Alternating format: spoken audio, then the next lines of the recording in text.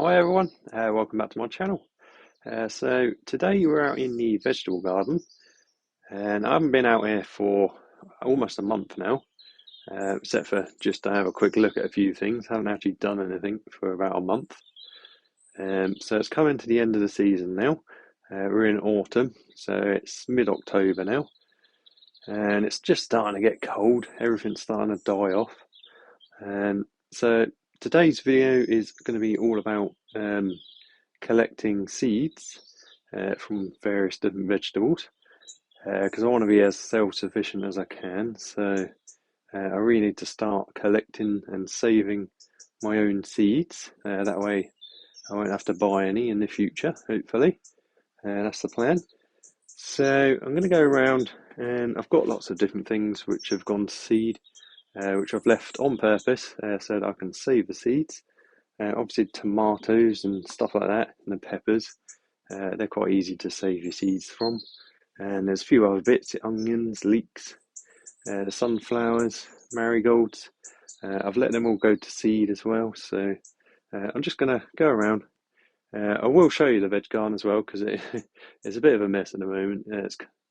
You know how it is in autumn, everything starts dying off and you've got to clean everything away, chuck it all on the compost or reuse what you can. But anyway, so I'll take you around, show you the veg garden real quick, and we'll start on the seed saving. And I'll show you what I'm up to. So stay tuned, and we'll make a start. Okay, so this is the current state of the veg garden. As you can see, the sunflowers are just about done now. They're still trying, they're still flowering away, but they're falling over. And the big heads, which came out first, have all died off and they're weighing the plant down. But the seeds are ready in some of the bigger heads, so it's about time they get chopped down. And I want to try and save the stalks as well. They might come in handy. All my other stuff, the trees there, just starting to lose their leaves. Some of them are still going, still hanging on. And all the marigolds, they're still trying. All these orange flowers you see dotted around everywhere, they're all marigolds. They're still going, but a lot of them have gone to seed as well, so we'll be saving seeds from them. And there's still quite a lot of tomatoes on there, which I'm going to harvest, and some of them I will save the seeds from. And in this bed here, all these onions and leeks have gone to seed, so I want to save the seeds from them. I left a few in on purpose, specifically to save the seeds. So you can see here, all these seeds are ready. Some of them actually started to germinate on the plant.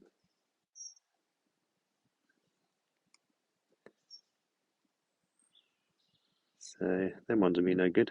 We could plant them straight away, but I'm not going to bother with them ones. But a lot of seeds in these heads. There's probably over 100 seeds per head, so I'll just go around, snip them off, and we'll dry them out. So fair few. The tomato plants have just started dying off. We've got loads of green ones still, which won't have a chance to ripen. But there is a fair few ripening up still. And I'm going to use some of them to save the seeds from. A few cucumbers still in there, which I need to harvest. That sunflower's fell down now. So we'll be able to save seeds from these.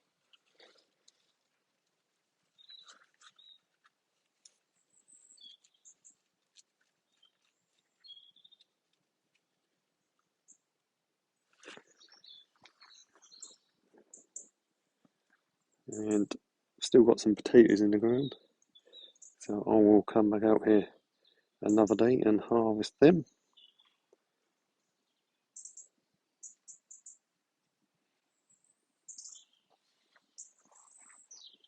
All my fruit bushes and fruit plants over here are all dying off for the winter.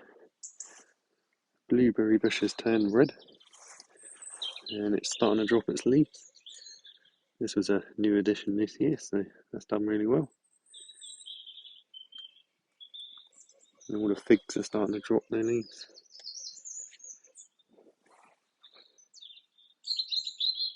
So let's get on to the seed saving. So with the onions, I'm just going to collect them all in this tray. So I'm just going to chop the whole heads off. And I can already hear all the seeds starting to fall out. So just cut them off. Put them in this tray and we'll leave them to dry out for a bit. And I'll try and get, you can hear the seeds falling out of them. But they're just like these little black stones. So we'll leave them all in there. I'll probably put them in the greenhouse for a few days. Just because they're a bit damp because they've been outside. And any ones that started germinating, I'll either plant or get rid of because they won't save. But the majority of them should be good. And the leeks are exactly the same. I've got to be careful not to muddle them up. So these are the leeks. They're a bit bigger, but the seeds are more or less identical.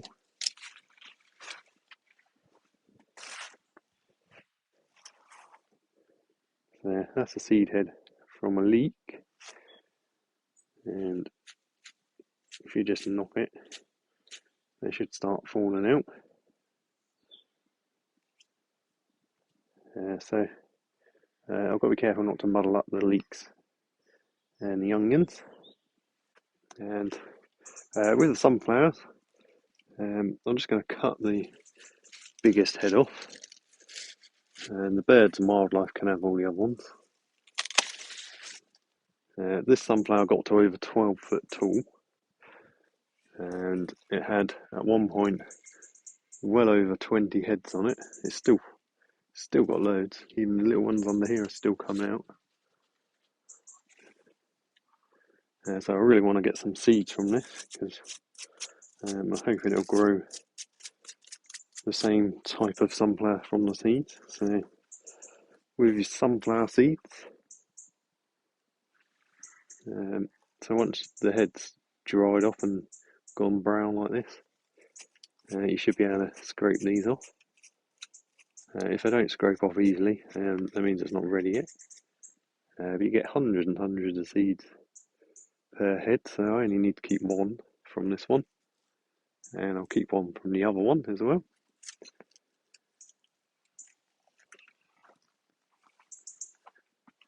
So that one there, that one got to about 11.5, 12 foot, but I will need to cut that down soon. But it's a shame to at the moment because it's still in flower. So what I'll probably do is just go up there and cut the top off there and leave all these flowers here. Same with the other one. I'll cut off all the dead heads and leave the rest of them because they're still flowering. Let them go as long as they can go.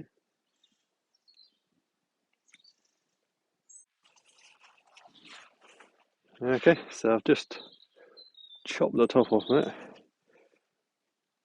Good 2 or 3 foot. And look how tall it still is.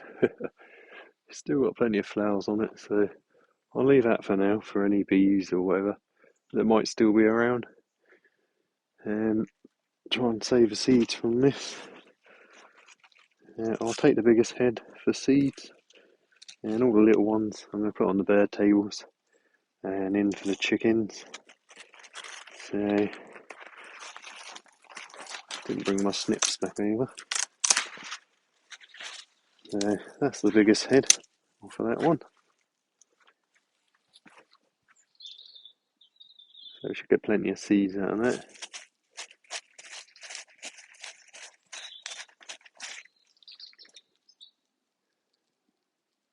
Plenty in there.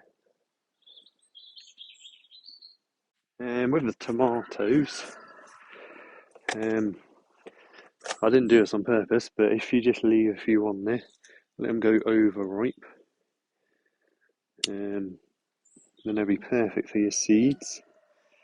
So this one is started going a bit mouldy and overripe, but that doesn't matter because we want to save seeds from this, so that's perfect. And we'll get hundreds of seeds from 1 or 2 tomatoes, so just be wary that certain varieties, like the F1s, if they're like a rare breed or whatever, heritage or whatever they call them, sometimes they won't grow the same tomato. The seed will revert back to whatever it was before, so it could just be a standard tomato or something. So I'll get all these off.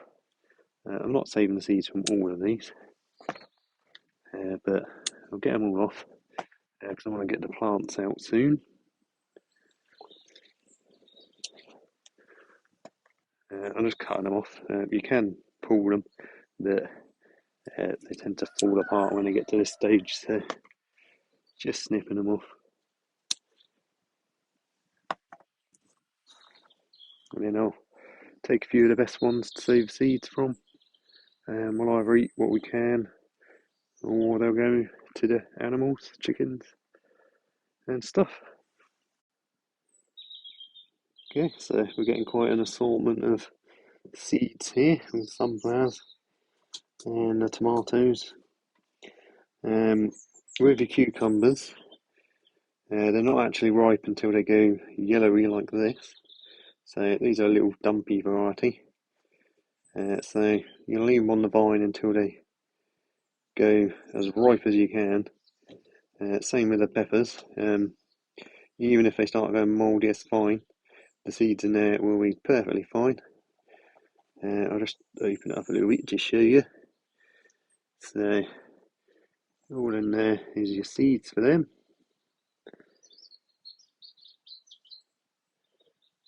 And they'll be perfectly fine. You want to let them get as ripe as you can. That way the seeds will be more viable. So these are all jalapenos here. Now these aren't ripe yet, even though they're green. That's how you would eat them. But if you want to save the seeds from them, you need to let them turn red, and they will almost start getting squidgy. So that's about right for saving the seeds from them. I've got my watermelon there. One watermelon that grew. I'm not going to try and save seeds from it because I've still got plenty left. But I think it'll be ripe soon, so we'll be able to take that off and eat it soon.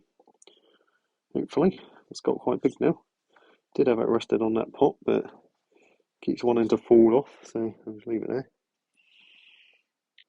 So one more thing I wanted to show you was the marigold seeds. So we'll head back outside again.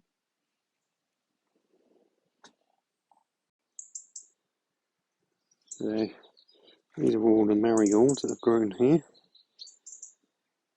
So when the seeds are ready, I'll just try and find one. They should go brown like this, and you can just take that off. And inside there, you'll get hundreds of seeds in each flower head. Each one of them's a seed, so you just dry these out. Make sure they're dry before you seal them in anything. Probably a paper envelope's probably the best, because that way it will absorb moisture as well. So I'm not going to bother with that one, but I've got plenty, so all these in here we're saving the seeds from. It's just a case of going around snipping them off or picking them off. They can be quite tough to pull off, so you might be better snipping them. And then I'll just dry these out complete as they are, and then separate them off when they're dry. Okay, so I've been and collected all these seeds here. There's also plenty of other veg that you can save your seeds from, like carrots, for example. But carrots are biennial, so um, the first year they grow the tuber, which is the carrot. Then the second year that'll go to seed. So if you want to save your seeds from like carrots, for example, it works for many other things like beetroot and all sorts. Just leave them in the ground and let nature do its course, and eventually you'll get flowers on them. And you just leave the flowers until they dry out and your seeds are collectible. So what I'll do is I'll leave all these in the greenhouse for a few days, except for the tomatoes and that.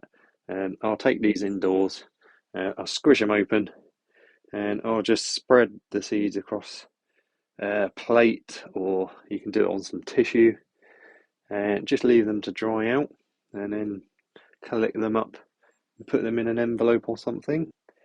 If they're 100% dry, you can seal them in a little sealable bag or a little tub. But if they're still slightly damp, or if you've got a feeling they might still be slightly damp, either leave them longer or you can put them in a paper envelope. That way the moisture will get absorbed by the paper and they won't go rotten. So I've got leeks, onions. There's a few different varieties of sunflower here. You can tell the seeds are different. So these were the red ones, Evening Sun. So they're quite nice. These were the standard sunflower heads, just normal. You can tell because the seeds are black. These ones have got a red tint. So that's quite easy to tell the difference between them. And my marigolds, I went round a few of the different plants and collected some from each, just to get a bit of diversity in the seeds, because they all grow differently. Plants are a lot like people. Each plant will grow slightly differently, even if it comes from the same seeds. So you can see this one produced bigger flowers than the other one. So it's just how nature works. Same with the onions and stuff. Every now and then you'll get one that'll grow giant for no apparent reason. And the pepper seeds are the same saving process as tomatoes. They're a bit easier to save than the tomatoes because they're a bit bigger and they're not as gungy. But yeah, it's all relatively simple, and it will save you money in the long run. And if there's ever a seed shortage or something, you'll be stocked up on seeds. Okay, everyone. So I hope you enjoyed today's video. Hope you found the information useful. Thank you very much for watching. So I'm going to sort these seeds out and whatnot. And on the next video, I'm probably going to be trying to tackle that mess that's out there and get everything cleared, all the bits and bobs into the compost, get all the beds sorted out, all the pots and stuff which I've grown tomatoes in, all that will be going back onto the veg beds for next year. And hopefully my compost will break down nicely before spring and we can spread that across again like we did last year. So winter's always a bit naff really. You can't really grow much, but I might try a few things for over winter this year. I'm not sure yet. But if you've got any suggestions, let me know below in the comments. That'd be great. Any questions about this video? Anything you want to know or anything you want to point out, please feel free. Once again, thank you very much for watching. I hope you all subscribe, and I'll see you on the next one. Hope you all have a great week. See you later.